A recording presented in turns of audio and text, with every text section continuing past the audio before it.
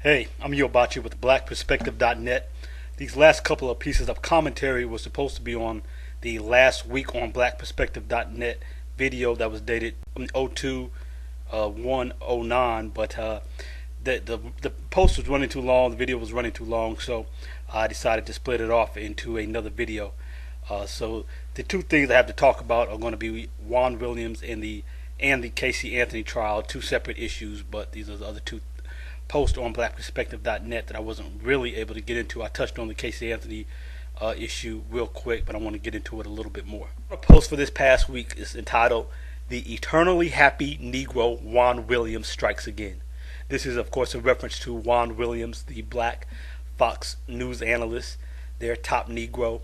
And he's come back into the fore because he attacked Michelle Obama this past week with a comment that, quote, "I just hope Michelle Obama can resist her natural impulse to say she hates America and stuff."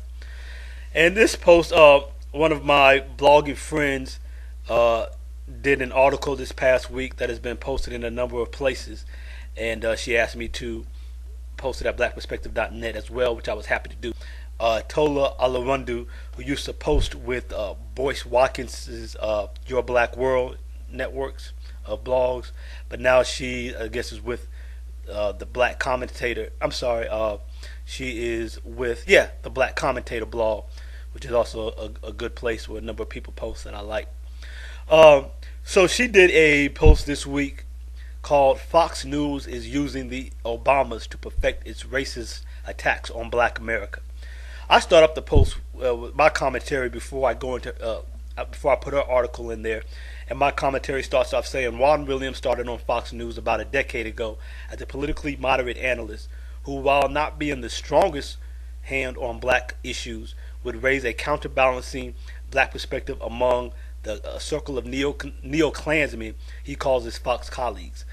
He's over the last years morphed into an out-and-out racist apologist, playing the role of in-house magical Negro, absolving Fox personalities of their racist comments and views, and moreover, playing attack dog on the black community. So this post just kind of outlines him and his role that he plays for Fox News, being the magical Negro who apologizes and absolves O'Reilly and Hannity of their racist comments, and then turns around and attacks the black community for these racists and plays the black attack dog on the black community.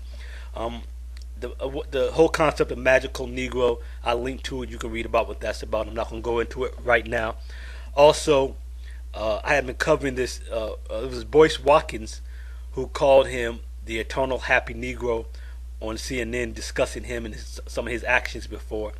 And I linked to a post where I discussed this issue previously. So these type of antics and this whole thing, I've been covering it for a while. You can check all that out. Very good stuff. Very good article by Tolu Alarundra, and you can see what's happening. The other thing I wanted to get into was about the Casey Anthony hearing. Some of this is on the other video, but most of it is not. Next, we have what I posted on Friday was video of Casey Anthony hearing from this morning, the name of the post. And that's just what it says it is.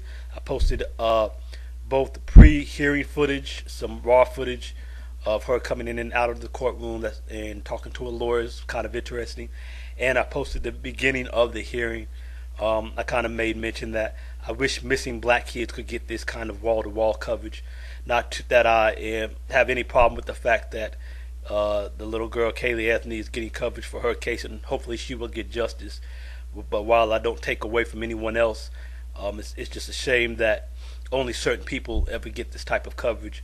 And with all of the other people who go missing, in a case like Kaylee Anthony, the media uses it for sensationalism, and they don't just give it the deserved coverage that is needed to hopefully find a missing child like Kaylee Anthony in this situation.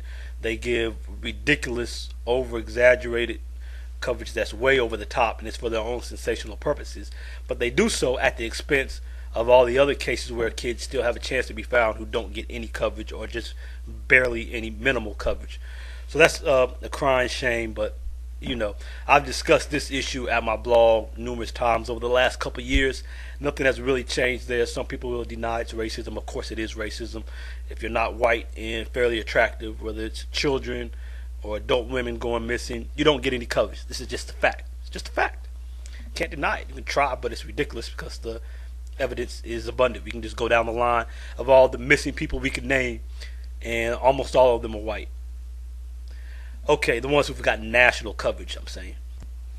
You can see my recap of the January 30th Casey Anthony hearing at my personal page, which I did that day, which is Yobachi 2007. That's YOBACHI 2007.